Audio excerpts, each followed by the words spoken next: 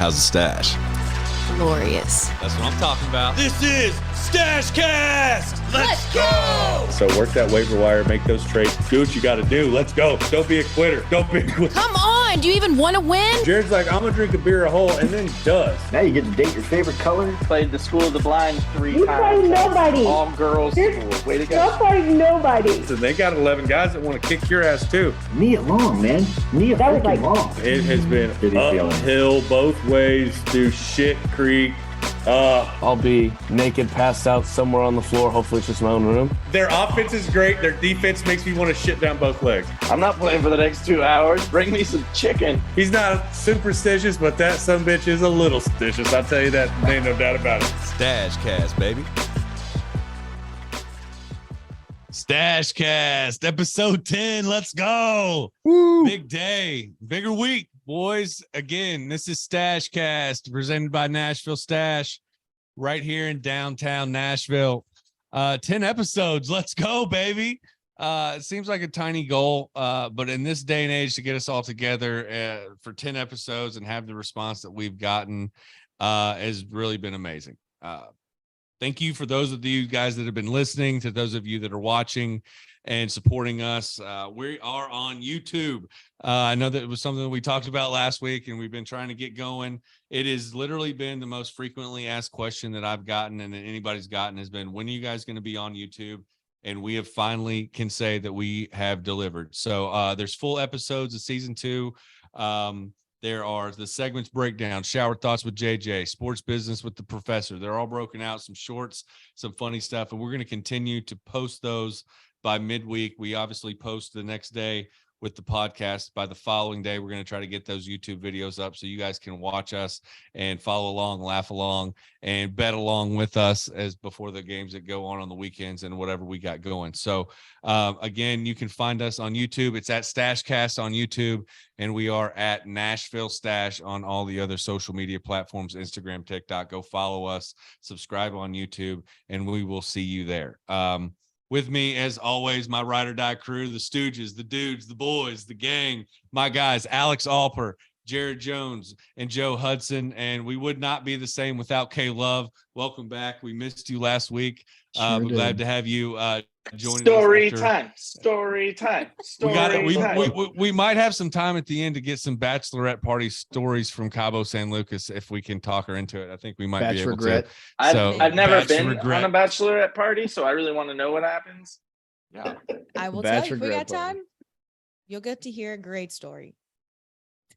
I can't wait. It sounds like a blast. But we're glad for you to be joining us after a wild weekend in the NFL. JJ, is the NFL rigged? Feels that way. I'm going to specifically point to that third down play the Chiefs got to run twice. Not that they end up moving the ball, or it just cost 1 minute and 10 seconds, which in the NFL is monumental. Right. It's huge. All right. So when it comes down to the referees, obviously they suck. We can all agree that they're terrible. And it's really not just NFL. NBA's refs suck. MLB umpires suck. The referees in the World Cup sucked. Every referee sucks. We can all agree. Every fan agrees that every ref, they need glasses. If they're wearing glasses, they need a better prescription. Like, the referees suck. Okay. But when you start talking about the last couple minutes of the game, is it more the referee sucking, or is it more of a fear of making a call that's going to be pivotal in that point because they're terrified to make the wrong call? Do they not want to be the guy who makes the call that is the turning point, right? Like a holding call, because there's multiple holding calls that should have been called on that last drive. There's multiple roughing the passer calls that should have been called throughout the game. Now, the last play of the game was a dumb call or a dumb decision by Osai. It was a bad decision. It was all his fault. But for the rest, there's a lot of other things that are going on. Them deciding to stop the play on the third down and having a fucking redo. They did a fucking redo in the NFL because this one guy came in from the back 40, like, hey, oh shit, put his hands in his pocket. It's like, oh fuck. And then they said, wait a minute. The Chiefs, oh man, they're supposed to get that first down because there's somebody in some sort of office in a corner that overlooks a city that's going, hey, the Chiefs are supposed to win this game. This is an opportunity to get them another opportunity at third down. Ultimately, the Bengals get the ball back anyway. But still, that kind of shit happens. As soon as it happened, I looked at Kristen and I go, the NFL's fucking rigged. As soon as it happened. Super Bowl in Arizona. What's that stadium called? Anybody know the naming rights for that stadium? No. JJ, you live there. Literally live 7 miles away and was there for a one-day football game. Let's go State Farm. There you go, State Farm. Who's the biggest State Farm quarterback that you see on TV every week? Patrick Mahomes. Yeah. Oh, man. Bringing Patrick Mahomes, State Farm, one of their biggest sponsors, playing the NFL's biggest game. Well, Kristen asked an interesting question the other night. She was like, with a Grammys commercial came on, or not a Grammys commercial. It was the NFL honors where they announced the MVPs and all the awards and everything. And she said, why is Kelly Clarkson the host of this show? And then I looked at it as it started to pan off. I looked at it and it goes, it's sponsored by one of those, not Smile Direct, but one of those kind of, one of those braces places sponsor us. But then I remembered that Kelly Clarkson is a spokesperson for one of those places. I remember the commercials that she's had for one of those places, and she's probably the best or most famous person that's on their roster, and they're sponsoring the Grammys. Invisalign? Or not the Grammys, but the fucking awards that I'm talking about. I don't know why I keep saying the Grammys. I'm stupid. And I keep saying the Grammys. It's not the Grammys. It's the other show with the sports and the guys and the thing and the NFL and fuck me. And here we go. What do these two things have in common? I'm not watching either one of them. Cheese and rice. You guys are going to kill each other. Woo! I did think it was weird that she was hosting that. I just felt an odd choice for an NFL honors. I think it is NFL honors on it. It's definitely not the Grammys. It's not the Grammys. No. Yeah. You know, now Rihanna performing halftime, that makes sense for, Super Bowl, but when we have that, but no, I didn't think that made any sense, but then I also didn't make any sense that Kelsey Ballerini was the performer for the college championship game too. So that also didn't make any sense. Yeah, we're just closing their eyes and pointing. Completely different topic. I know. I love it. On the second third down play they had, also, as I'm thinking about it, there was a pass interference by Eli Apple. Not that it wasn't a pass interference call. That being said, they waited till Mahomes got sacked, and they were like, oh, shit, we got to do something. They throw it in the flag. That looked like, was it the pass interference, or was it the defensive holding call where he said it was where they grabbed him right off the line? He did. Yeah. I mean, that was and good. He definitely grabbed. He had his arm grabbed. And I agree with the call. What I don't agree with is the timing of the call. That's right. What it looked like with the appearances and optics are everything today is it appeared as if he saw it, was going to let it go because it was incidental, whatever. Ball's not in the air. It's within 5 yards. He's going to let it go, as he probably should have. And then he sees that Mahomes gets sacked and he goes, I got to throw that. It's the timing. It's the timing of it that made me feel uncomfortable. What about you, Alex? Is it time for the eye in the sky to appear? They've already got 5-6 refs on the field. They got five guys on the field. You keep the guy who's the instant replay guy. That guy's on his own little deal. And then you bring in the eye in the sky, because usually that guy who's up there doing like the instant replay, that guy's never been a referee before.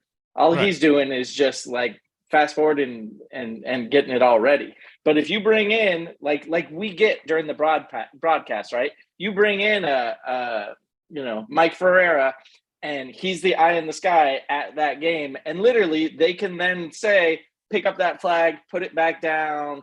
That was whatever, because when they like huddle up and sometimes they get it right, sometimes they get it wrong. Oh, it's God talking to us and letting us know. Then we don't have to go like, oh, let's go look at the video, because as viewers, we get to see the video within like 10 seconds and we can see, but it takes them 5 minutes to them figure it out. No. They got the same view we do. Push it on down there. Get back to the damn game. It did seem like they got the technology.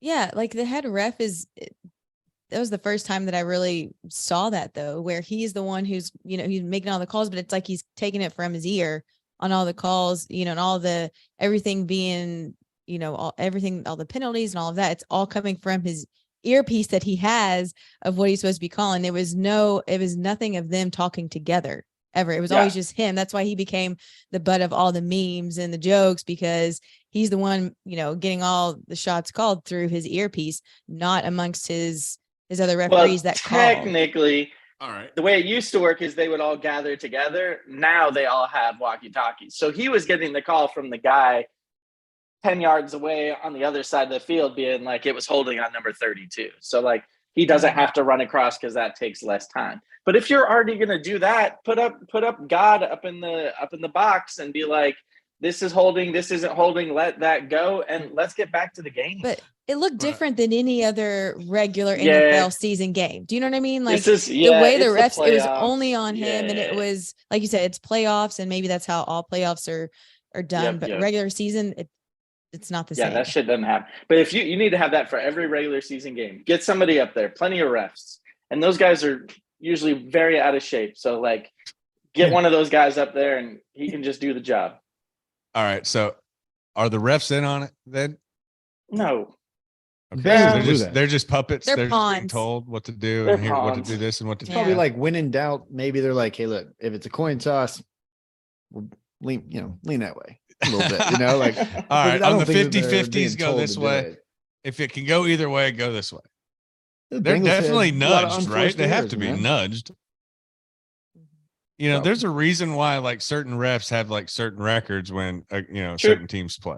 There's a reason. Agreed. Well, It's a like business. that special we watched of the basketball or NBA with Donnelly. Yeah. Yeah. I mean, there probably are some if they're part of. I don't think it's to that extent. I think it's more of a hey, here's what we're doing here. It's no different than when the Yankees bulldog the Guardians in the ALDS this past season. So with the way they handled that rain delay in New York. So it's no different than when the Major League Baseball, the way they handled that. And, I'm not at liberty to speak on the details of that situation, but the reality is that somebody got hosed, and I'm not, and I don't know anybody that's that plays on the team that didn't get hosed, if that tells you anything. So, Yankees play by a different rule book. It's all good. Yeah, You'll be that's the way that goes. That's the way that goes sometimes. Bigger media market makes the most money. Yep. Yeah, there's no money in Guardians in the postseason. So I digress. At any rate, so Mahomes' ankle was exactly as I expected it to be. It was hurting bad. It was hurting bad. He's a tough sumbitch. You got to give that to him. He is a tough sumbitch. It kept getting colder and kept getting colder, and I just kept seeing the 15 feels like 5. 10 feels like 0. I'm like, dude, and his ankle looked like it felt like 5. And it looked like it felt like hits 0. He took some hits. He took some risks. He had to go to his left a couple times and throw back, and he gutted it out. Now, whether time will tell whether or not he made it worse by playing in 2 weeks. He's got 2 weeks. I agree. And they had a hell of a regimen to get him going, to get him able to be on the field. Because I want to be honest with you, I was really amazed that he was out there and able to stay out there the whole game. Because at one point, there was a couple of times I was like, ouch. Did he miss a single play? I don't believe he didn't. Right? Damn. I don't believe he did. Mind over matter. So Mahomes' ankle was, I think his trainer posted that on Instagram, that little X-ray with the dog in it. It said Mahomes' ankle. And I was like, okay, I guess his ankle's got a little dog in him, just like him. But the cold weather and everything, it just it ended up being one of those days where, unfortunately, a bad decision on the last play cost the team their season. And that's the way that goes. Now, you never know how it would have happened. Because Butker still made that kick. I don't think he would. I think he was too far. And overtime, you never know what can happen in overtime. You saw it happen. Crazy stuff happen with Buffalo and Kansas City before. So you never really know what can happen. This was the rule change year, though. So both teams would have had a chance to get the ball. Mm-hmm. It would have been the first time, right? Scored. Yeah, that would have been the first time. Yeah. The last time was when those two teams played last year in the same game. Yeah. No, I thought it was the Bills game the year before. I thought it was the same one. With the shitty rule or the the rule change. I thought the rule change happened last year after the year before with the Bills and the Chiefs in that game. But at any rate, that's not necessarily the point. You said, you make a good point. He's got 2 weeks. If he gets healthy, Mahomes gets a healthy ish, right? Where he's not hobbling as badly as he was at the end of that last game. Even with a healthy Mahomes, can they match up against the Eagles? The Eagles, even though they, unfortunately, the 49ers didn't even have anybody that could throw the ball left-handed. They didn't have an option. They couldn't roll it. They couldn't toss it. They couldn't do anything. It was, let's figure out how to, hopefully somebody misses a tackle and we get some yards here, because it was really unfair and kind of sad to watch there at the second half after, both quarterbacks are down and they're looking at Juszczyk as their emergency quarterback because, McCaffrey's calf and all these kind of things. But still, the Eagles looked good. I mean, the defense of the 49ers was stout, and they still put up, 28, 31? It's tough to know what they look like.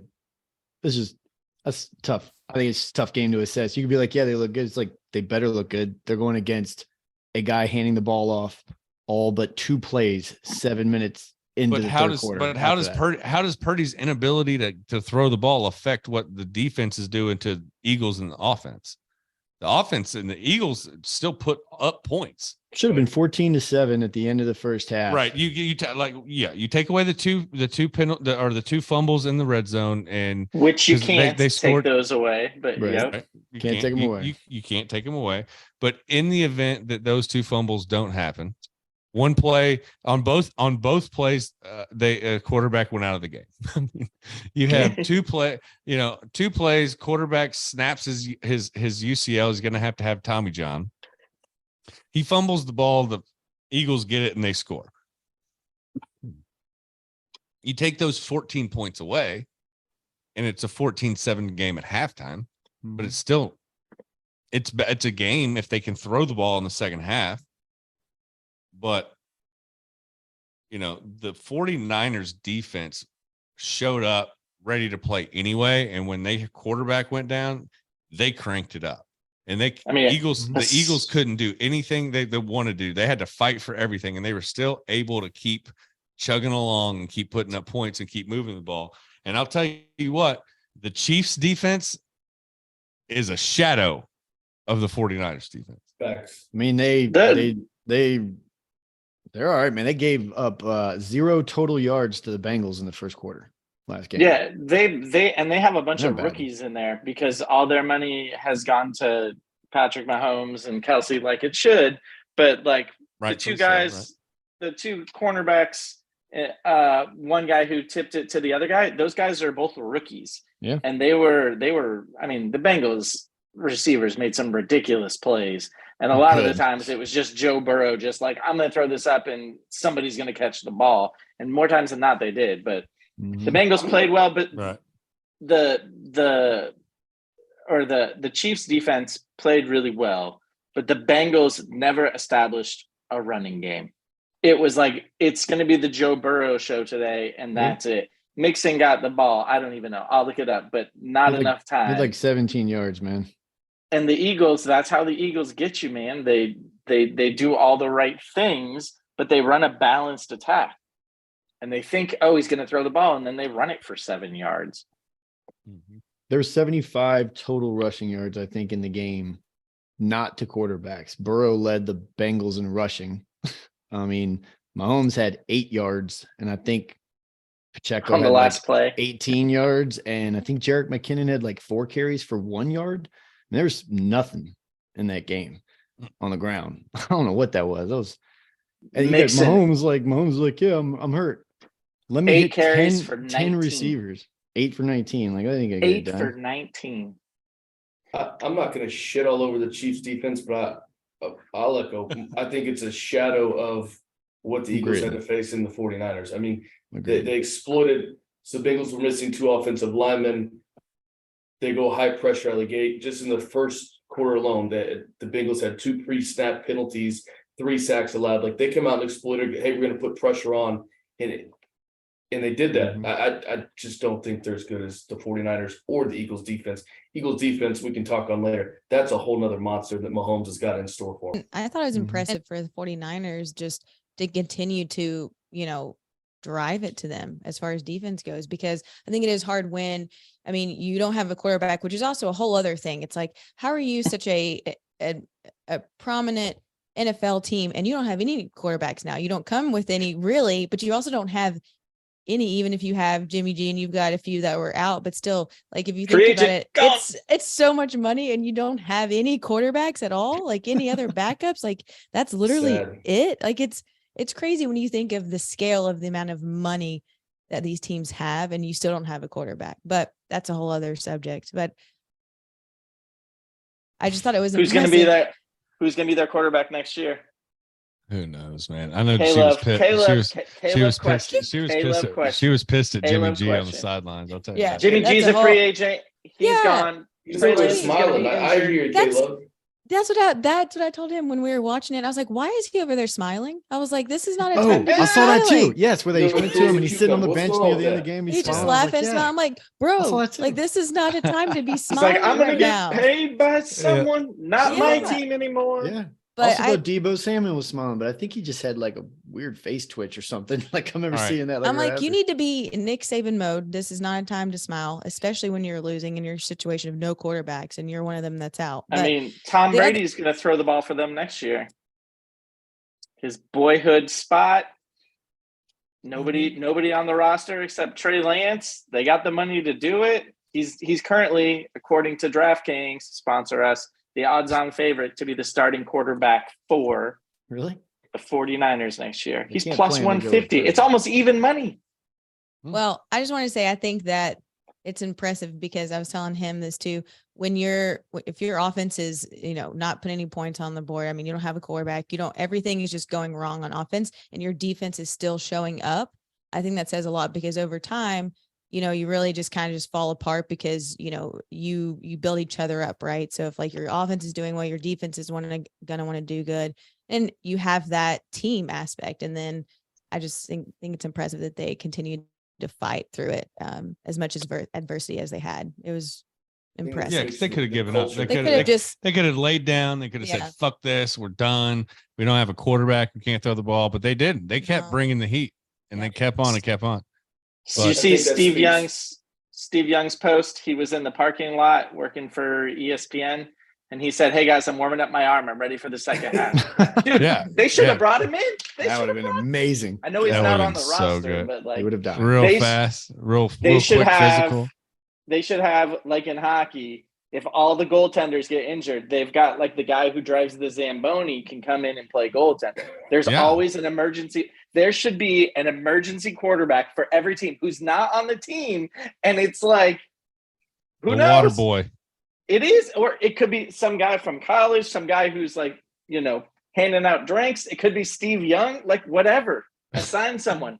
That would be a media supernova. It's true. You got. I would love to see. You'd kind of almost hope to, just to see who they were. If you kept it, because you'd have to keep it a secret. You couldn't tell. Yep. But here's a question I got for you, because you brought up Debo, and I'll say this about Debo: amazing football player, but he shows up in the same kind of full face head thing, like ski mask thing, that Stephon Diggs showed up in last week. Not the same one, but a similar kind of thing that we've talked about in our group chat that I guess I just don't understand fashion. I don't get it. I don't understand it. But I'll tell you this, if you wear one of those things to the game, you're going to lose. So don't wear that. Bad juju. That's fair. It should be bad juju because it's true. It's probably to keep your ass warm because it's 4 degrees outside. I don't think we'll see any of those in Arizona. Well, I don't know. Kyle Kuzma had one on with a sweater with no shirt on. So I guess weather isn't really the issue. You see one of those hoods walking in on Super Bowl Sunday, bet against whoever's wearing there it is. Yeah. Let's watch the pregame fashion show is going to tell you everything you need to know. The TikTok trend. Yeah. Whoever's got the most ski masks, bet on the other team. There it is. I like that. That's the prop bet of the week. StacheCast lock. Ski Mask sponsor us. Yeah. And all you bank robbers out there, sponsor us. There it is. Because, ski masks are cool, I guess. But it's like neon green, and they kind of look like they got straggles coming off of them. They're really, it's an interesting kind of thing. And I don't know, it's almost, I see the guy, I don't know who Bad Bunny is, but apparently Bad Bunny was at a Laker game or at some sort of basketball game. Maybe it was the Knicks. I don't know.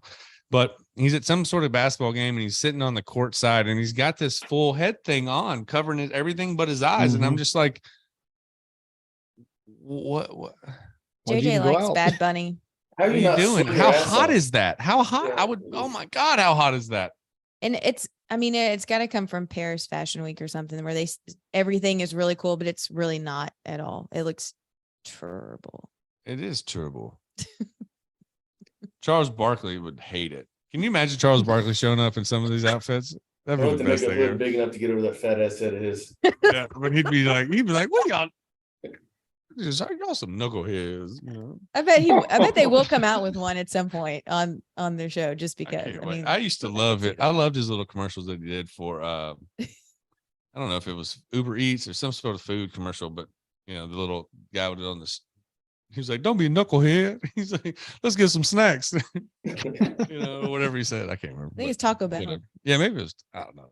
If it wasn't Taco Bell, it should be because I love Taco Bell. Sponsor us.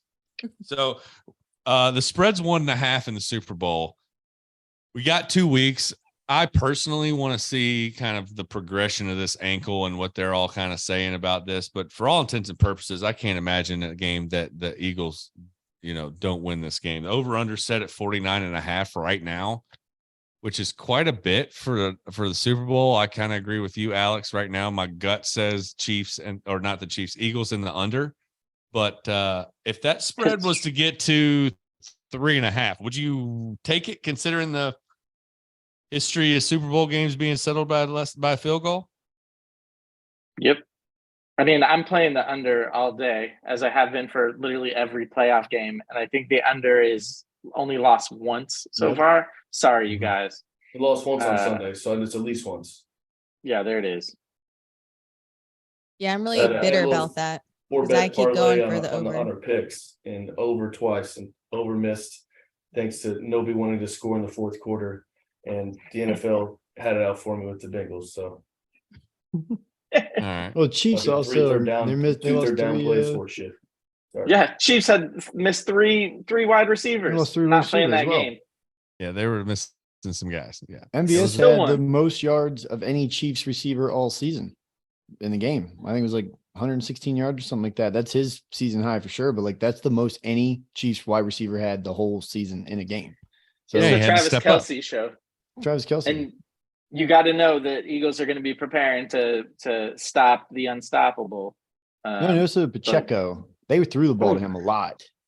That guy is a little speedster. I don't know why they don't give him the ball every 5 plays. Well, I think that's what I'm saying is I don't recall them really throwing to him very much this season. That's where they had McKinnon, especially the last half of the season. But man, they had a couple dump offs to him earlier where I was like, whoo, this dude is just ready to just run through the defense. I feel like every play. Yeah. And I'm excited to watch him moving forward next couple of years. I think that they found somebody that can be really fun, but you're right, man. I don't know. They lost 3 receivers. He did hit 10 receivers. He's Mahomes. He throws it behind his back with his eyes closed with one ankle, and there's 2 guys there. And he's like, yeah, pick one, I knew you guys were going to be there.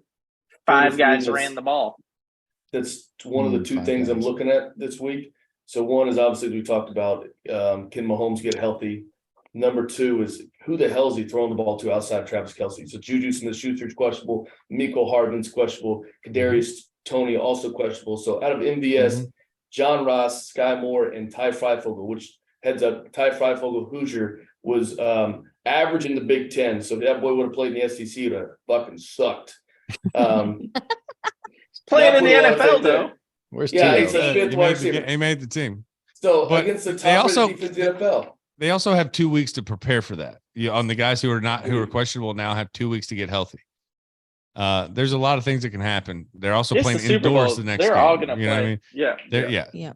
Yeah. They've also got about 6 months to sit on their dead ass after that game. So if they're going to put it all out there. And if they can give them a Yep. quarter, if they can give them a half, they're going to give them everything they got. I agree. Yeah. Suck it up, Buttercup. Right. Is the roof going to be closed for this game? I think that really depends on the weather. When I flew out last week, it was 30 degrees when I took off, and it was 30 degrees when I landed in Phoenix, and I was blown away by it. That was chilly. Really? Yeah, it was. If you were in the shade, it was cold. Not cold, but it was chilly. But I can't imagine. I can't imagine a situation in which they don't have the stadium open, considering the amount of people that are going to be in there. There's flyover. Yeah, it'll probably be warm enough for the game. I can't imagine it, because I mean, if you think about a game in the 50s on the field, that's a pretty good temperature. You want to talk, as far as from an athlete's perspective, you don't want it too hot, you don't want it too cold, somewhere in the middle. Football weather. Then indoors too with the dome, they're not getting the wind effect. I mean, it's right. They can open up the roof and still keep it at 55 to 60 between the X. According to weather.com, sponsor us, it'll be a high of 66, partly cloudy, but still in the 60s. It should be plenty nice to keep that thing open. Granted, if they were doing it this Sunday, damn, JJ, you got some nice weather. 74 and sunny this Sunday. As soon as the rest of the country started getting cold, it is drastically shifted out here. It was cold for a month where everybody else was the same temperature as us, and then it's finally like, oh, it's freezing rain and snow across the rest of the U.S. We'll take it up a notch out here. Yeah, get a little bit warmer in Phoenix. That's nice.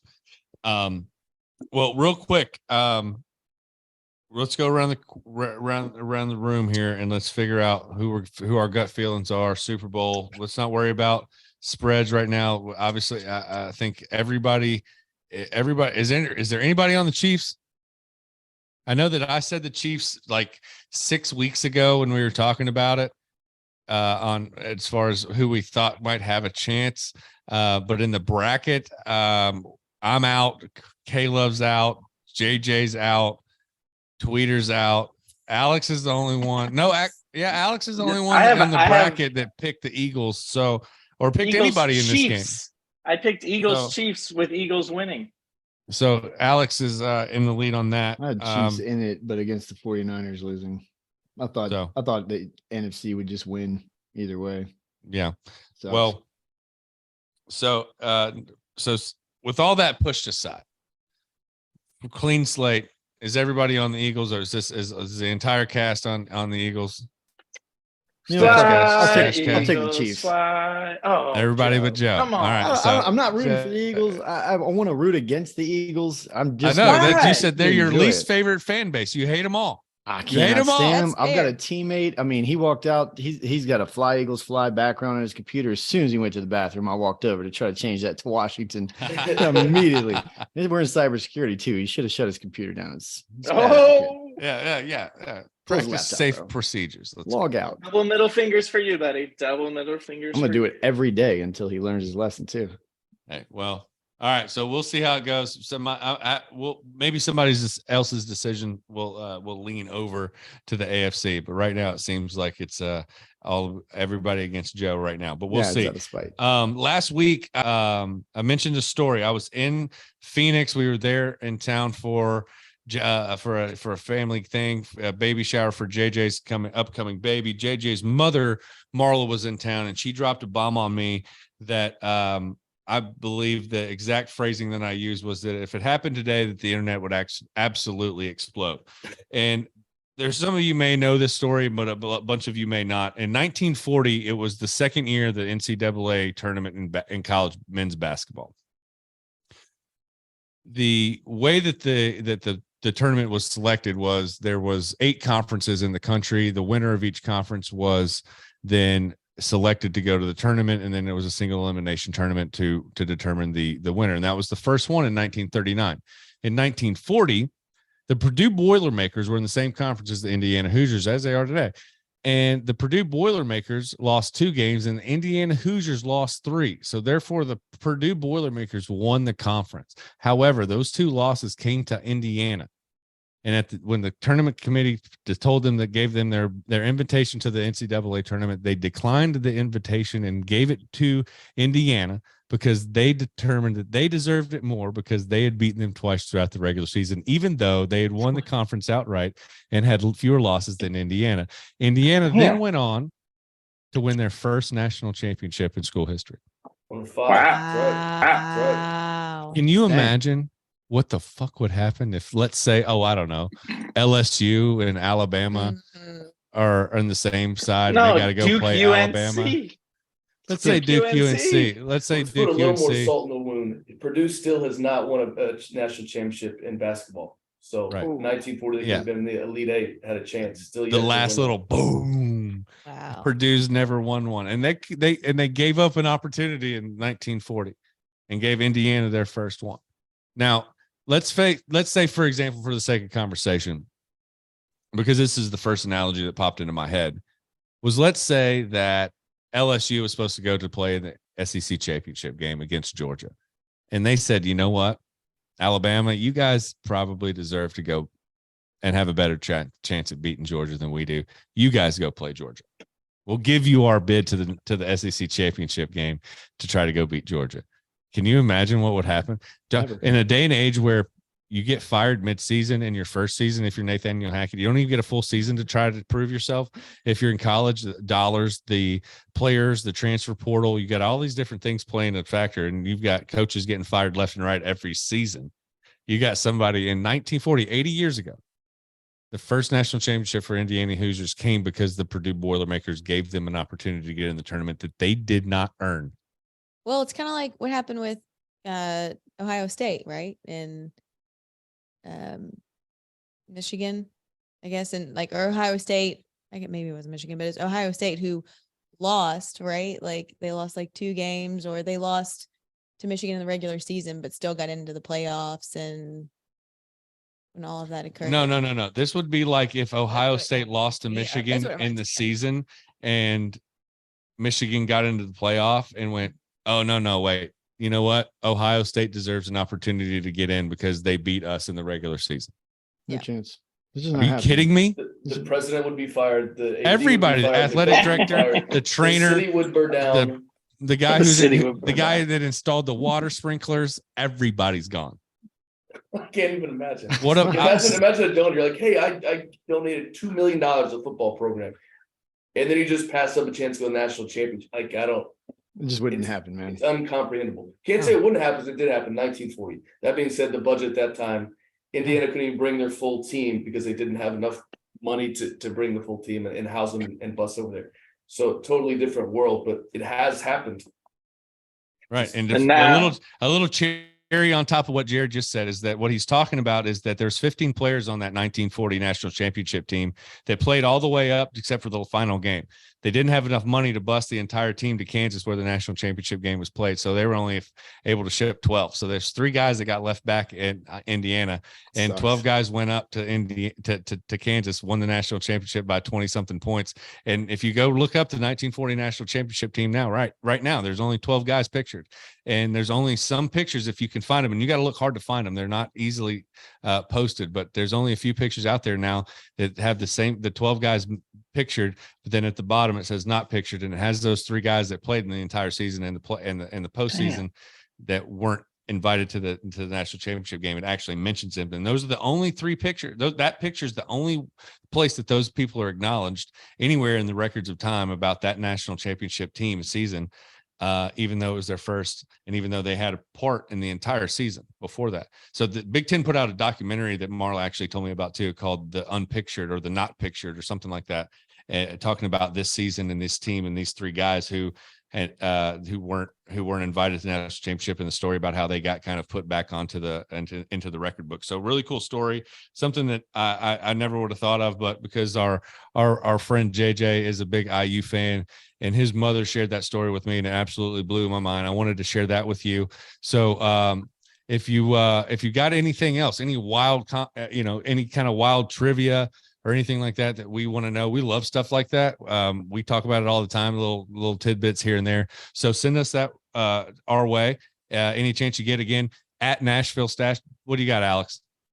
So now to bring this full circle back in today's day and age, the Purdue Boilermakers are currently the number 1 team in NCAA basketball. They are 21 They play Saturday, Alex. Come on, drop some knowledge. 21-1 this year. Their one loss is only to Rutgers, but they have likely the best player in college basketball. Because Caleb, what do you have to be? What do you need to be really good at basketball? What type of characteristics? What kind of stature do you need to be good at basketball? You gonna say tall first? Is that? I mean, tall. Yeah. This man, Zach Edey, is 7'4". I'm like, where are you going with this? Yeah, he's not the best. He's not the 7'4". best player in college basketball. He's the tallest and he's the most lumbering. He probably wears the biggest shoe. 21-1. He's Okay. a fucking ogre. It's Urang. He's not a fucking basketball player. He will not. He will not He is play. a basketball player. He will He's not the play. beast. He'll get drafted. He will not play. He's a fucking ogre. He has no skill set. He has no hand. He has no ball skills. He can't move. He's fucking slow. He's quicksand. Should I go on? Give me a fucking break. He couldn't shoot bubblegum walk the first 2 years. He happened to find a little bit of. Y'all seen that Victor guy from France, man? The 18-year-old, 17-year-old. Y'all seen Does he move slow too? No, man. No, this is Kevin Durant mixed with Giannis mixed with Steph Curry. He's 7'4". He's a French kid. He's already the best player. His name is Victor Wembing. I mean, it's like a very, very long last name. But he clearly, if you list those players, what it tells me is that he has ball skills. He can move. Ball skills. He's dropping threes left and right. He's getting 4 Edey blocks cannot a do game. that. Edey can barely get through the door without bumping into something. Like he's all right, an college ogre. basketball, He's not a basketball superstar. player. Give me who's a better basketball player this year. In fact, give me who's the odds-on favorite to win the best basketball player of the year, the Wooden Award. Ooh, I don't even know who I would guess, but I would say that Sheboy's a better player for him from Kentucky. I could say that there's 3 players on UT He is that are better players. plus The freshman from Nashville that's playing at Alabama is a better player than him. There's Hold two on. players. There's 2 players Oscar on Schwebe from Sheboy. Gesundheit. He is plus 8,000. Plus 8,000. I didn't say he's going to win the best player. I said, you asked who's better than that fucking ogre in Purdue that's standing like the Leaning Tower of Pisa in the middle of the paint every night. I mean, usually the Wooden Award goes to the best player in college basketball, and you seem to think that it's not this guy, and this guy is minus 450. He's the only one in minus odds right now. Zach Edey, 7'4". You're just mad that you can't high five them. For just watch You're just mad you can't high five. He's them. like any one of those Facts. fucking Cinderella Leader with the 16. bomb. Dude, Jimmer Fredette won player of the year. Where's he, guy? Where's he at now? He's playing in Europe. Great somewhere. college basketball player. Great basketball player. College basketball. He was a great shooter. He could shoot from anywhere. Congratulations. Yeah. Now, Edey's going to win an award because he's 7'4", simply because he is 7'4", and he stands in the middle next to the rim as much as he can. About 2.8 seconds at a time, in and out. Yeah. But at any rate, we're going to take a quick break. We'll be back with shower thoughts with JJ. Hot dog. Shower thoughts with JJ. So when do you decide it's time to replace your underbrim? Kids today have no idea what the grind that dial-up internet is. They're there to cradle my taters. So until they're not cradling my taters, I'm rocking with them. They're holding my tater set. That's when it's time for underwear replacement. Showed a little side boob, put a computer in the family room and watch that kid grow through adversity. Vagina stories. Hey, why's the printer out? And I scooted. She woke up to me with my hand in a bag of Cheetos. I was stumbling and bumbling. 2 tall boys, you get a shot. You got to stop pooping your pants. And I trusted a fart and lost.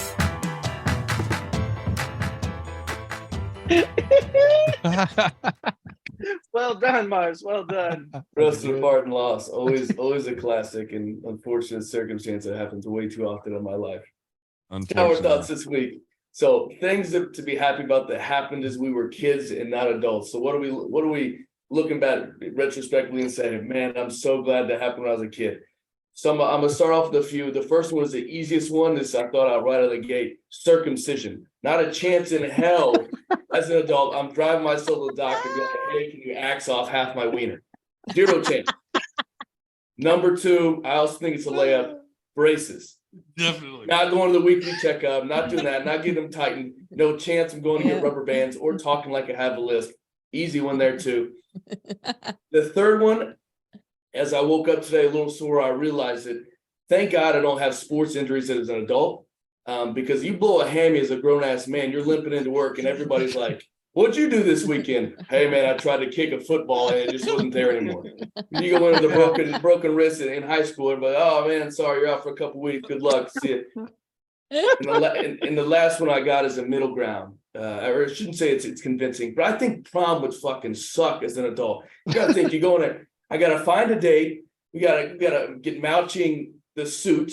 Then I go get on some bad restaurant that's supposed to be really fancy. I've got chaperones. I gotta stay sober in quotation marks. I'm out on prom. I think if you take away the chaperones, I can wear the fuck I want to do, dance however I want to dance, and get shit faced. I'm all in. But prom, no chance. Sounds like just going to their wedding. Yeah, exactly. That's well, just go to wedding. There we go. Like Yeah. There you go. So that was quite a bit of things. So definitely circumcision would be out for me if it was up to me now. There's not a question. I'm not volunteering unless they come to me and they say, Nick, it's either the foreskin or all of it. I'm going take the skin, guys. You know, like what anything short of that, I'm keeping it. And I'm gonna have an anteater until they put me in the ground. Jesus, that's fine, and that's fine, and that's fine. There's a lot of guys out there that have it, and that's fine. They're getting by just fine. There's nothing wrong with it. But if they gotta take me in there, and this is wrong, and there's no way this is actually how it happens, but I see this little mini dick guillotine thing that like. That's the picture of my mind is that if you go in, they just hang your and then show, and I'm like, oh, that's not what you want. That's the last thing that you want as a grown up right now. I don't even like accidentally like when the dog jumps up and like hits me kind of in the nuts with his paw. I'm just like down for the count. I don't even want that. And you're talking about you're gonna go put the knife to this guy? Nah. I mean, we're gonna eventually do some. I know that Joe, you've got some surgery coming up that is going to require a knife in that area. Is that news to me or is that news to everybody? Oh, you mean ending my future family growth? Yeah.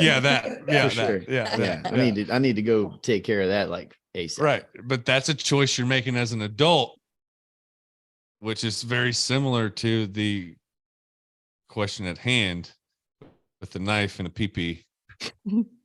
I agree though. Yeah. Man, that's an interesting one I would have never thought about, but like you're right. It's probably the most obvious, like because none of us can remember about it. The thought of getting snipped makes me want to throw up. Imagine getting half your I wasn't even an hour old and they had my dick skin. That was it. They had it before I knew I had it. I didn't even know they had it.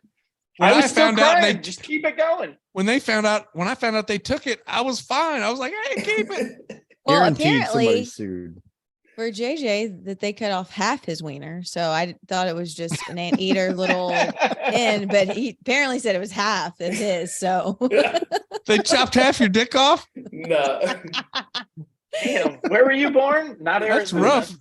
Yeah, back there in the let's go Hoosiers, right? Give me a break. He said, "Yeah, I don't have half my wiener cut off." And I was like, "Did you just say half? I didn't think everyone had half, but maybe half means the skin. That's a lot of. Yeah, you know what? Skin. Let's move on to braces. Because braces sucked. I had braces. Did anybody else have braces besides JJ? I had braces for a long time. So time. braces sucked for two reasons. One. And this was the rubber bands that they would put on them to bring them together. And then in the back, they had the little, they would reach back there with their little wrench and they would just tighten the wire. They would tighten the wire if they were trying to move them around in a certain way. Yeah. And every time I went to the orthodontist, there was no chewing for at least a day, maybe two. It was the most awful shit to go through.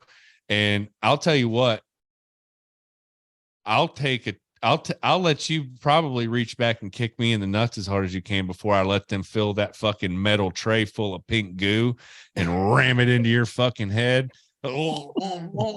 and you fucking almost throw. It's the biggest thing. It's like it's made for somebody. It was made for Andre the Giant. It's this big, and they just fill it with so much goo. You're like, there's no way that much goo would fit in a fucking jar.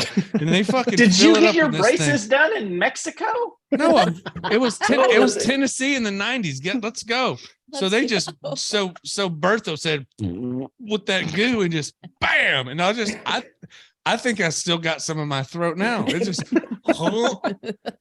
and she's like, "This is for your retainer," and I'm like, "Good. I can't wait to lose this in the garbage at lunch." You know, which did happen. You can ask my dad. Fact check that. I'll be retaining this moment for the rest of my life. Thank you very much. You're welcome. You can't get these moments back. Enjoy them. I lost 3 of my retainers. Oh, he's about to get them. Oh, yes, they get them. Yeah, Curtis. Is he gonna get the real kind where they glue the fucking brackets on each tooth, or is he gonna get the Invisalign, or is he gonna get the 800 braces, or the? They don't even do that anymore, unless he's got super messed up teeth. How are his teeth? How are they looking? He's got, I'd say like 90% of them are spot on. 10%. He'll get. He doesn't have any. He doesn't have any that are coming out, does he? No, he's got 2 though that are just not. They're not sitting in the right spot. They're not playing ball, are they? Yeah, he's kind of. You're going, guys. Hey, over here. And they're just not real early. They're just not getting it. They're just like, man. They're just right there. They are. Mine do that now because I lost my retainer 3 times, threw it away in the trash somewhere, and never got. So now I did that. Mine are shifting, and they like to just go their own separate ways. And I'm like, we don't have time for this anymore. So, dude, my dad made me go in the dumpster after that sumbitch. I'm not playing. I was in the 5th grade, and I had my retainer, and I left it on. I took it out and put it on the tray at school because you had the little plastic tray at lunch, and I set it on my tray, and I ate my food, and then. You know how people are, you get to talking, right? I'm like 10 years old. I'm just, jacking around. And next thing you know, it's dump the whole, tray, throw it in the dishwasher, leave, get home. And I'm like, and I don't remember what exactly I said. The adult version of me thinks I said, fuck, but I know I didn't say that because I was a little kid. But I was absolutely mortified to tell my dad. I had to go tell him. I tell my dad, and we go back to the school. It's still daylight. We didn't live that far. We go back to the school, and we get up in the dumpster and start going through the trash looking for this retainer. And long story short, didn't find it. Had to go get a new one. But I didn't lose another one after that because hell, if I'm going back in that motherfucking dumpster after another one, or he probably would have just killed me and put me in it, and that would have been the end of the retainers, the whole thing. Just shut the door on the whole operation. But fortunately, I made it through. What was the last one? We had a couple prom. more. Prom. 2 more. I had sports injuries and prom. I hated prom back then. Dude, I busted my hamstring playing kickball a couple years ago, and you're right. You can't go to work like. You go so I had a little side job back in the day where I put these signs out for these real estate people, and I put them out at nighttime, and it was nighttime. I'm picking them up, and I go to grab a sign, and they're kind of off in a ditch, and I step on the curb and I twist my ankles like Patrick Mahomes did. And I'm laying in the ditch, just flat on my back. I'm laying there. And I'm just with a real estate sign right on top of me, just laying next to it. I hadn't even got to it. I'm laying up, looking up at the stupid thing, like, you fucking sign. And I'm laying there, and my ankle is just, I'm like, oh God, I've done it enough times where I know it's bad, right? So I get up, I get the sign, I get it back in the truck, and I'm like, I've got about 30 minutes before this thing seizes up big time because it's already exploded up. It's like the size of a softball. I'm like, this is not good. So I get back to the house, and Kristen just like, what have you done? And I have to go into the office, right? And I'm, working construction. So I go into the office with, this tennis shoe on because that's the only shoe that I could fit on this fat ankle and foot. It's so big. And you're right. It was humble pie. I had to go in there and tell them all that, I fell down, go boom, big tree fall hard. Strong like bull, smart like tractor, like just a big dumbass just fell down outside, It was like a basketball. I mean, it was so swollen, like he'd been playing sports. But the hamstring's bad because you had to tell him that I had to tell him I was playing kickball, which is, funny in of itself to be like, yeah, I kicked the shit out of it and I took off. First couple of 3 steps, I was like feeling good. Yep. Last step, pow. I'm like, this isn't good.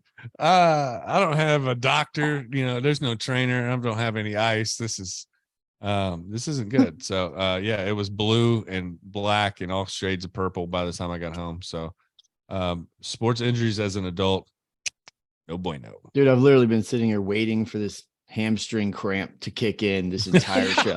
I don't know if y'all saw, but like when we had a little break, I went and grabbed a banana like in the break because I played soccer earlier and I've been sitting here like, man, it's coming. I know it's coming. I'm just gonna have a code word that's just like, hey, I'm gonna dip out. Blueberries. Over there and be like, you hear Joe say blueberries. He's got to go tend to a Charlie horse, which you'll hear before you know it. He goes, "Gah!" And he just stands up. "Gah, blueberries." He stands up. You'll see this mirror in the background, just like a hat bobbing up and down, just like cussing. Somebody give me a fucking banana.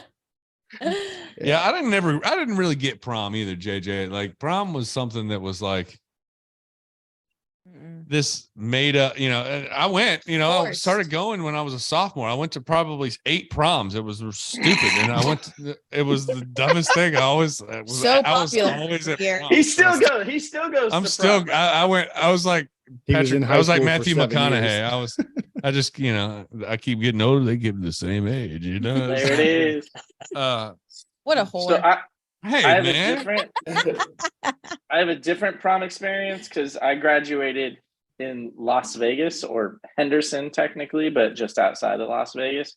So when you go to prom in Las Vegas, somebody easily has like a limo hookup because there's a ridiculous amount in Vegas. So you're getting your limo, you're getting with your boys, you're picking up your girls, you got the corsages and all that nonsense. But then you're going to the strip to have some fancy ass dinner at some place.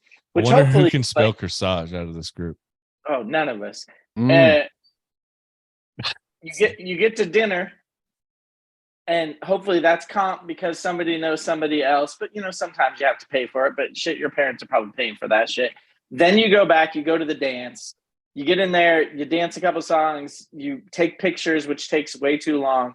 Then you get back in the limo, and then you go see a show on the strip. So like I went to see, I think Lance Burton, who's like the magician once, and like. Yeah. I remember it was prom and he took like, can somebody has a suit jacket I can borrow? And I'm like, boop, I have mine. And like, he puts it on some girl and then she disappears. And he's like, oh, do you want the jacket or the girl? And I was like, I want the car. And he's like, jacket, good choice. And I'm like, wait, what just happened here? And then my jacket appears with the girl and whatever, blah, blah, blah, blah. But then you go and like hang out afterwards. But so wait. He said so. It really didn't matter what you said. He said no. Jacket. He said so. The people in my area definitely heard me say car because he also made the car disappear. And I was like, I can care less about this jacket. Give me the car. And he said jacket. Good choice. Yep. Hey Alex. So at least you actually got to ride in a limo. So for my prom, my dear mother, bless her heart, she somehow found this limo company and it was a former hearse. She went cheap on them. So they show up and we are like, oh my gosh, that's a hearse. We don't want to ride in that. You get in there, there's like rope lights that's taped up to the ceiling. It's supposed to be a cooler and it was like a Tupperware box. And I thought that when we took a curve that the whole thing was going to separate into 2 parts of the vehicle. And it was legit a hearse that had been transformed into a limo.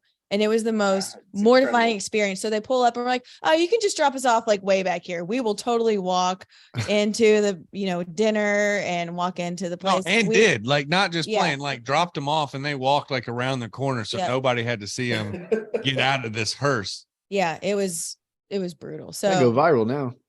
Yeah. I remember one of my proms, we went to dinner, got to the dance, took pictures, didn't have time to dance because we had to go get to our show. I don't remember which show it was this year or whatever, but we went back to the strip. Limo driver dropped us back off in the parking lot where our cars were. And like we had not danced the whole time. So like My friend opened up his car door, popped in the Weezer CD, the blue CD, and their first album. You're and so old. We danced in the parking lot of the high school because we didn't get to dance at the dance because we had to go to our show. We didn't want to be late. Weezer. Well, priorities. Weezer. We live Yeah. way different. That was what y'all life. chose to dance to. Weezer. Yeah. We were cool, God. hipstery, rad kids at that point in time. Whatever. Yeah. You had a good time. 1997, maybe 1998. But you're like, none of us can dance. Let's make music that no one can It was dance to. And then we were slow dancing, crying in man. the Slow rain. dancing with our dates. Slow dancing with our dates. It's not like we were getting down or something or other. Should have been. Heyo. Yeah. Ew. Could have been. Should have Brown been chicken, you. brown cow, you know. That's true. Anyways, Vegas prom sounds like an interesting, definitely different than Southern proms for sure. Yep. And Sure. clearly different than Midwestern proms as well. Sounds a little different than my reservation at the Olive Garden. So The Hey, Olive Garden. that was You before loaded all up- you could eat you loaded up- salads. Yeah, that was back when it was still, a la carte. walk in there in a suit and a dress and the Olive Garden pizza and their pajamas. Here we go. And there's the fanciest dinner in Bloomington, Indiana. Strap up, boys and girls. We had Burger King my junior year. Actually, we went to a restaurant and they overbooked and we had nowhere to go. And like literally right next door was Burger King. And I was like, thank God. I mean, Right. You're starving, right? I was like, this Yeah, is not God. my girlfriend. This is like my, we're This both is the each girl other's I- backup Yeah, type this option. is who I brought. Right. Yeah. Yeah. I'm not trying to buy her anything. So PK, don't you Yeah. have it your way? Sponsor Us. There you go. Gotcha. I was on point. Love it. I want to eat this Whopper, but I got these tiny hands. Let's see that commercial again. Oh man. That's a great commercial. Hey, so Joe, you sent us a little thing in our group chat Mhm. earlier a couple of days ago, and it was Dion's letter to himself. Mhm. And if you guys haven't had a chance to go read this letter, please go find it. We'll have it posted on our Instagram at Nashville Stash. And the link in the bio, you can click that link and I'll have a link directly to the article that shows this letter that Dion wrote to himself. And if you didn't like Deion Sanders, Coach Prime, before, and there's no way that you don't after reading this letter. I mean, after you sent me that and I read that letter, I kind of dug into a couple of Coach Prime isms back from when Deion was playing that really blew my mind.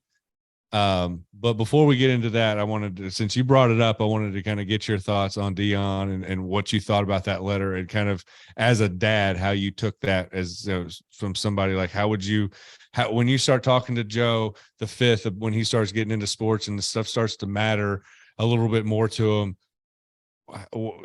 what kind of stuff from that letter from Deion to his previous self would you want to carry on to Joe the fifth? Oh man, there's a lot in there. I know that my main takeaway was I'm just really glad that this guy made it to this point in his career to where he can write this and we can read it. And actually, I've been sitting there thinking about that and kind of bouncing my own things mentally. Like, man, what would I say to myself? But then you're talking about my son. Man, I would love for him to come across someone like that in his life. Right. Be a mentor figure. Of course, I'm going to be, but like, man, that guy just had so many chapters in that story that he wrote of his life that he shared that were like, oh, that explains that, or I didn't know about that, or that, or that. And you're like, man, all right, I need to just completely just erase everything that I think I know about anybody out there, And I just thought that was one of the most well-written and interesting things I've read in a long time. Absolutely. And as a dad, for sure, I would just pray that my kid would come across someone like that as a leader when I'm not around, have someone like that when I'm not around that could be an influence in his life. Because that dude, man, people are just lucky to be under his watch anywhere with that kind of mindset.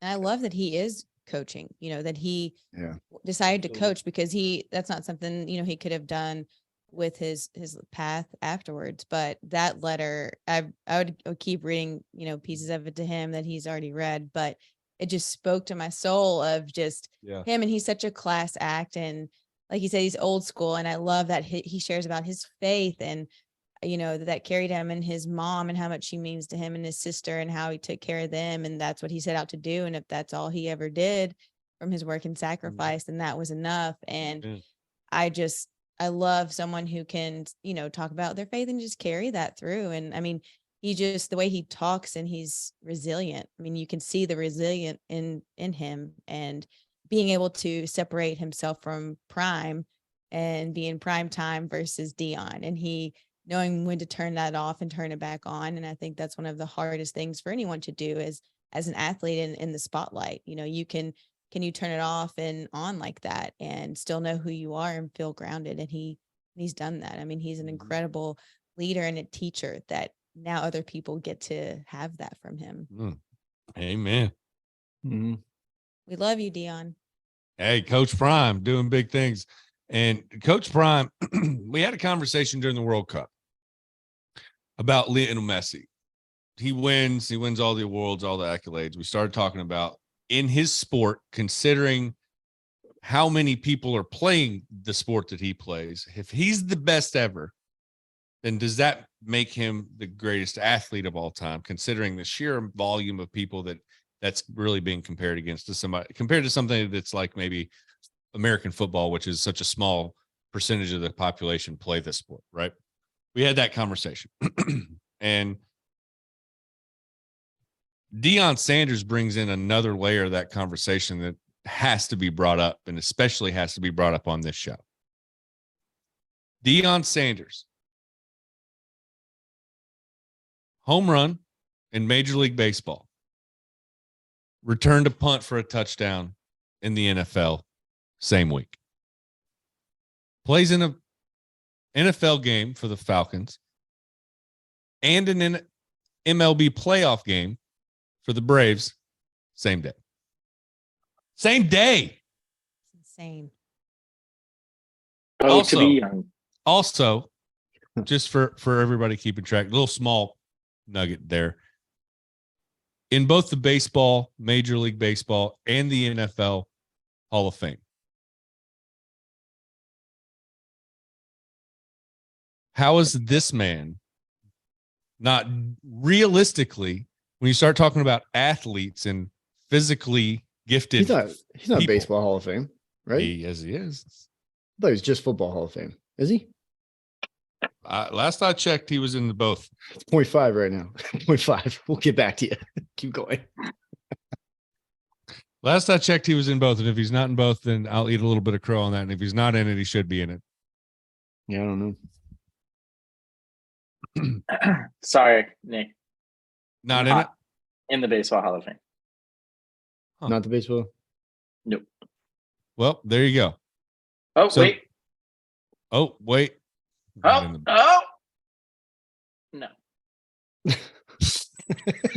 Sorry. All right. So he's in the Football Hall of Fame. I don't know why I thought he was in the Baseball Hall of Fame. I thought that he totally was. I guess when I looked it up, I thought that he was. I guess I just love him so much that I just wanted him in it, and I just put him in it in my mind. So he's in the Nick Hall of Fame. I appreciate he's in the Nick Hall of Fame, and there ain't nobody can take him out of it. Not a damn soul. So Dion, Coach Prime, you're in my Hall of Fame in every sport. Let's go. I bet if I saw him in the dunk contest one time, he had some hops too. I mean, he can do it all. You want to talk about athletes? I put the thing out about Mookie Betts. Remember being the best athlete in baseball? Well, I think he is best athlete in baseball now, as far as athletic ability. He can do anything. I mean, there's a bunch of guys that can do stuff. Let's not get into that debate. But Deion Sanders back in the day could literally do anything. Him and Bo Jackson at the same time, playing at the same time. Wow. Can you imagine what that ticket would go for these days? He played from 89 to 2001 in baseball. 641 games played. Just over 2,100 at bats. He had 558 hits, 159 strikeouts, or 159 base on balls, 39 home runs. Not exactly Hall of Fame material, but pretty good player though. If you look at his WAR, wins above replacement, 5.5. Yeah, WAR 5.5. That plays, man. It does now. 263 batting average. I mean, if Scott Rowland can make it in, why can't Dion? Oh, don't come. It's probably because he was. It's probably because he played 2 sports. Let's be honest. I thought he was in. Yeah. And I'm an idiot for thinking that he was in. But at any But rate, he played at a time like baseball season and football season have a bit of an overlap there. So it's like, all right, To play both is incredible. That incredible. at the level that he did, played 2 sports at the level that he did, is he should be in the conversation of one of the greatest athletes of all time, if not the 100%. And I mean, the man is.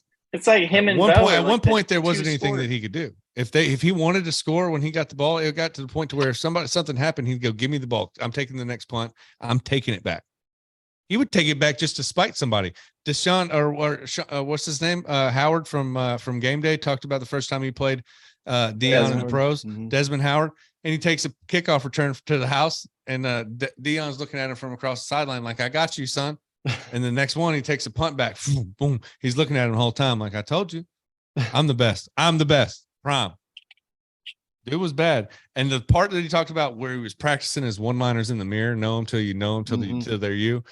I love that because that gave you some insight into how he was, the way that he was, because he knew he was playing a character and he knew what he was doing. It was always a business to him. What he said about his mom, what he said about his sister, if he could have, the rookie contract took care of his mom, and he said, "Your sister's taken care of, and if that's all that I ever did, then it was worth it, the sacrifice and all the work I put in." I love those 2 things, but one of the things that I love most is the fact that he did it without doing drugs and alcohol. And he says, "You're going to see it. You're going to see it firsthand because of where he grew up and how he grew up. You're going to see it firsthand, and you're not going to want any part of it because you did that. You're going to see how you're blessed because of it, and the clarity that you've got, and the things that you see, and the things that are brought to you because of it, because you don't fall into the same trap and go down the same road that a lot of people do, and they don't take the easy road. They take the hard road and they work, and they follow God and they keep their faith and they do all those things. So it's a beautiful story. It's a beautiful letter. Go read that letter again. It's in our link in our bio at Nashville Stash on Instagram, and go check it out. It's a really cool story. Excuse me, Alex, next week you have a special edition of Sports Business with the Professor on the Super Bowl, and you wanted to give us a little teaser on that segment. So I'm going to hand it over to you so you can tell us what we're in for next week. Sure. So the Super Bowl, the best team in the AFC, the best team in the NFC meeting in the championship game, and as important that is to fans, the NFL doesn't really give a fuck, because it's all about making that money. And the Super Bowl is the game where it's like a convention for sponsors. There's so much money involved. It's mainly like an award show for themselves of like, oh, look what we can do and blah, blah, blah, blah. So we'll talk about the business of the Super Bowl, what it does to the cities, the commercials, the sponsorship, and all that stuff. We'll also talk about, probably in a separate segment, about my favorite prop bets for the Super Bowl, because the prop bets are incredibly insane and I love each and every one of them. The Gatorade color, the length of the Super Bowl, or the length of the national anthem, because please believe my ass sat when I worked for the Angels next to the person who hired all of the national anthem singers. So I know more stats about the national anthem than damn you're supposed to. So stay tuned for that next week. It sounds like it. I can't wait either. All right. So next week, like you said, we're going to break down the business behind the Super Bowl, the ads. It's all about that money. We love that money. So we can't wait to talk about that and dig into some of the stuff behind it. We're also, we're going to have a very expanded sports betting segment. We're going to break down the prop bets on the field. We're going to break down the prop bets off the field. We're actually going to talk about the game. We'll talk about the Manning brothers and their Pro Bowl flag football game and how that goes. We're definitely going to see. I'm definitely tuning in for it. It's probably going to be funny. We'll see how it goes. They're trying their best. It's something to cover. And so I'm definitely going to tune into it. We'll have shower thoughts with JJ, and there's no telling what else we'll have on next week's episode, but we really appreciate you guys joining us again. Follow us on YouTube. We'll see you there at Nashville Stash on Instagram and TikTok. Link in the bio for everything. Again, we appreciate you. Be well, be good. We love you big. StacheCast out. On your UFO. I've been on some other shit, just lost my fucking brother shit. Now I think it's time to be myself back to the mothership. J-Rock is my co-pilot, that's the one that I hover with. Love the way we stubborn like we rule our own government. We come through so thunderous, like everybody else is under us. I might go like a Chevy when the going gets heavy, but you know I ain't really on the up and up. And so I step up to the plate day in, day out, swinging my uppercut. When I cut a rug and I'm dancing and I'm grinding up some buttercup. Just kidding, from the minute I get in my zone, anywhere my home, don't interrupt. My home is the whole world, on a UFO dying to live it up. Sip it up, drink it up, chug it up, throw it up, sleep it up, break it up, shake it up, bake it up, choke it up, smoke it up, know it all, baby, so go.